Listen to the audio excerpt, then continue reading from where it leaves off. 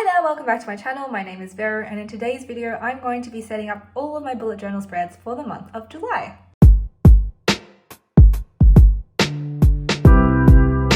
Just before jumping into this video, I wanted to thank everyone for the incredible response on my mid-year migration video. I did not expect it to quote unquote blow up the way it did, especially for my small channel, so thanks again very much. I will be cutting out tabs in these spreads, so just in case you want to copy it, just bear the tabs in mind. Give this video a thumbs up if you use tabs in your bullet journals, and give it a thumbs up even if you don't use tabs in your bullet journals, but let's get into it. If you've already watched my previous video where I planned out minimalistic bullet journal spreads for the month of July, then you'll know that I found it a very relaxing thing to draw. It was just straight lines down and across the page. I think the same thing can be said about this theme. It was a topographic map inspiration, and I've just used these 4 colors to get that topographic feel. And because it's coloring in, I feel like that's just all around very relaxing in general. As you could see, I actually started off by using a pencil to trace out where I wanted my different peaks to start. I actually don't recommend using a pencil and just going in and freehanding it if you feel comfortable doing that way, because afterwards you have to erase the lines or go over with a darker pen, and I don't know, it just kind of looks a bit messy afterwards. So that's in the rest of the video. You'll see that I decided to ditch the pencil and just use my markers instead. If you're wondering, these are Crayola Supertips. I have a pack of 50. They're my favorite markers, texters. I love them so much. And for, I don't know if it's obvious reasons, but to me it's obvious reasons, my favorite color to draw out or to line out is the darkest green, because I just did straight lines down the page to bring everything together. I feel like my cover page is kind of a bit messy because I should have used the texter in one direction only, and instead of doing it in multiple different directions all over the page. So in my next spreads I will only be doing one direction vertical lines. Also, if you were a One Direction fan, shout out to you, because I was too. And here's the finished look. As you can see, I actually went in with a black marker to write out July because I felt like the dark green just didn't do it for me. My next spread is my monthly log, and I chose to do this funky calendar. As you can see, I had already penciled in the topographic sides of the page, and as I already mentioned, I don't recommend doing this, but it's fine. It's just a little bit of extra work for me, but at least for you it isn't. I've also been really into using rulers recently. I feel it just gives it a more elevated, shall we say, look. Totally optional. I think I'll probably start going back in without the ruler at some point, because it just gets a bit boring sometimes to always have straight narrow lines that, you know, there's no personality to it as well. I mean, it's kind of saying conflicting things here, but, you know, just don't mind me. For the colors, here we have a time lapse. I think it's just, oh, look at that time lapse go. I mean, the colors just coming in together, and the lines, this is what I was talking about, vertical lines. Everything is just more cohesive that way. And yeah. Oh, wow, that was pretty. Sorry. I then grabbed my Tombow dual brush pen in black to write out the word July, and that is the monthly log done. Let's now move on to my habits tracker, my steps tracker, and my phone usage tracker. This is probably my least favorite spread that I have ever done, ever in my entire life. Okay, that's a bit of an exaggeration, but I drew inspiration from this post over here, but I don't like how I did it. It just, I don't know, it doesn't look good. I don't know how to fix it, but I'm just going to leave it that way. But yeah, it really wasn't my favorite. If you want ideas for different habit trackers and phone usage trackers, just click on to any of these videos in the playlist that I'm linking in the card at the top right. My feeble attempt to make this page look nicer was to write habits with a Crayola Supertip, but again, it didn't work. I didn't like it, and let's just pretend this spread ever happened. It doesn't exist, okay? Let's move on to my finance tracker. This is a spread that never changes regardless of the month. I've been using this spread for over a year now. I'm unlikely to change it. The only difference with this one this month is that instead of having the 2 pages side by side, it's actually it's like back to back. What is it called? Recto verso. That's not it. Can you say that in English? Anyway, it's yeah, one side of it is on the front, one side of it's on the back, and I just went in with my Crayola Supertips again to trace out my little green topographic map kind of thing. I had a lot of fun doing this, and after coloring everything in, of course, I took a black brush pen and I wrote out the word finances in this neat hand calligraphy font thing. I really liked this one. On the back, sorry, on the back side of the page, I have this small little table that I fill in with all the categories I use to differentiate all of my expenses. So I have 13 different categories, and if you're interested in learning about how I designed this, you can go check out this video that I've linked in the card above. I don't really know if I explained it properly, so if you want me to do that more in depth, please let me know in the comments and I will do that. After coloring the box for my finance tracker, I moved on to my 1 line a day tracker, and I just copied the same theme that I used for the finance tracker for this spread here. Then I took my Tombow Funosuke brush pen to write 1 line a day, and I wrote 1 to 31 on the left side of the page all the way down. And that's basically that spread.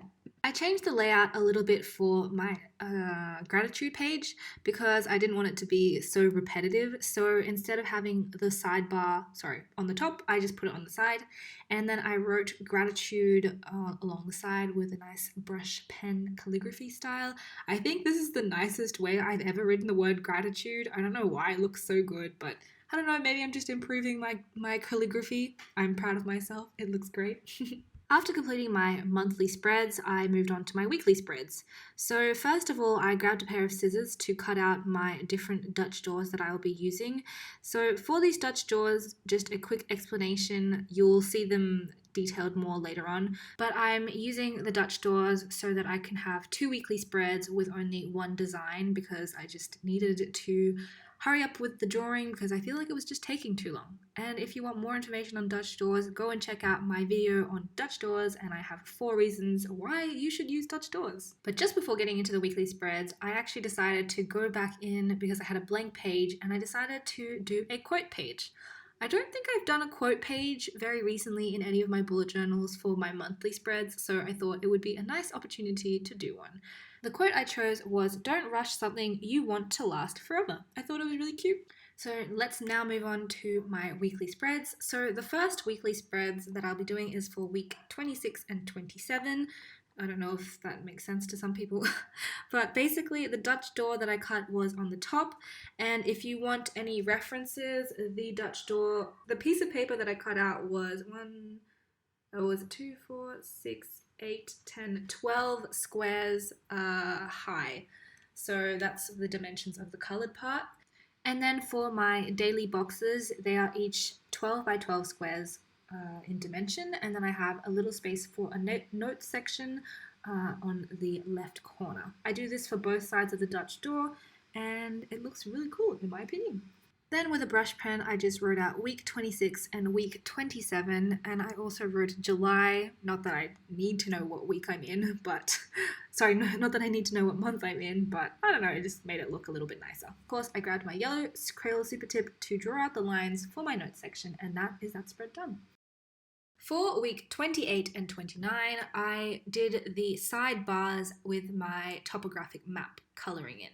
So just the dimension of the sidebar, it's 6 squares, starting from the first square into the page because of my tabs, sorry. Each daily box is 8 squares across and 16 squares down, is it? 18. 16 squares down? Sorry, I have to count. Give me a second. The correct answer is none of the above, and the boxes are actually 17 squares down and 8 squares across. With a brush pen, I just wrote the days of the week in each of the boxes and their numbers, and then I wrote week 28 and week 29 on the sidebars to bring everything together. I used a green Crayola Supertip for my notes section or my to-do list section, whatever you want to write in there. And that is how the spread looks.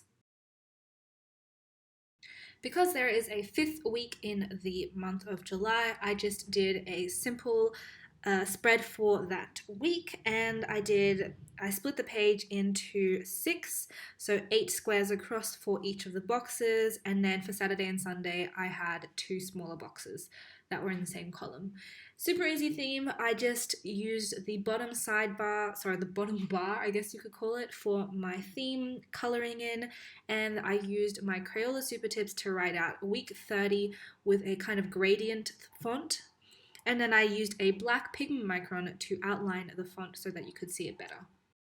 And that was my last spread for the month of July. I actually did a monthly review on the last page, but I didn't film it, so we don't have it on camera. But if I have a photo, I will post it at some point. For the rest of the pages, I went back in with some scissors to calculate the tabs, to cut out the tabs. For my tabs, I chose rounded edged tabs, and I think that just looks really nice and it fits my style. To make the tabs, you first have to calculate how many pages you need tabs for. So in my case, I needed 7 tabs because I had 7 pages that required tabs. Then I calculate based on the number of lines on each page, the size of the tabs. So in this situation, the tabs were all 4.5 squares wide, I guess you could say. Long probably is the better word. And then I just used a ruler, calculated the spacing, and then got to work with a pair of scissors. I actually cut these tabs a little wrong because I don't know how to explain it properly, but basically when you hold down the top left corner of the monthly log page, you should be able to flip open to that monthly log. However, with the first tab, it starts on the habits page. So that means that when you're holding the top left tab or the top left page of the month of July, it opens to the habits page instead of to my monthly log. So for the month of August, I rectified this situation, so definitely tune back in next month so you can see what I mean. I'll insert some pictures and some clips at that point to show you the difference. For the rest of the tabs, I just used my Crayola Supertips to color them in so that I could differentiate them, and then I wrote the corresponding page on the tab so that I could understand what was there. And now, let's move on to my final flip through. If you've gotten to this part of the video, please let me know in the comments. Do you prefer it when I'm talking through my flip through, or should I just put music on the background and let you watch it without me talking? Please let me know, because I'm always conflicted. But yeah, so this is my monthly log, my favorite page of the whole spread. The quotes page is my favorite. I like the different gratitude log that I chose. It's really nice. This whole page is just very aesthetic. I like the fact that I used Dutch doors for this month because I just needed to hurry up when I was planning these spreads, and Dutch doors just work for me. As you can also glimpse, you can see my tabs that I used. Again, tabs are so handy, and I will definitely be using them all throughout this journal. Thank you so much for watching my video. I really hope that you enjoyed it. I really loved planning out for the month of July because it was a very meditative and relaxing spread to do, theme to do, sorry. As you can see, the trend from July, for my July bullet journal themes from my minimalistic series card is up above. And this video here, both themes were very relaxing and soothing to do. I think I've been a bit stressed out recently. Well, not stressed out, just overwhelmed by random things happening in my life that I needed to just calm down through mindless, drawings of lines. So this is a really nice video for me to film as well. Just as a little notice, I will be cutting back in the number of videos that I'm posting every week. I'll be doing 1 video a week instead of 2 because as we are going into summer, I expect to get really busy going to the beach. So I don't want to spend as much time inside of my house filming videos. So I hope you don't mind, and I will see you very soon. Bye.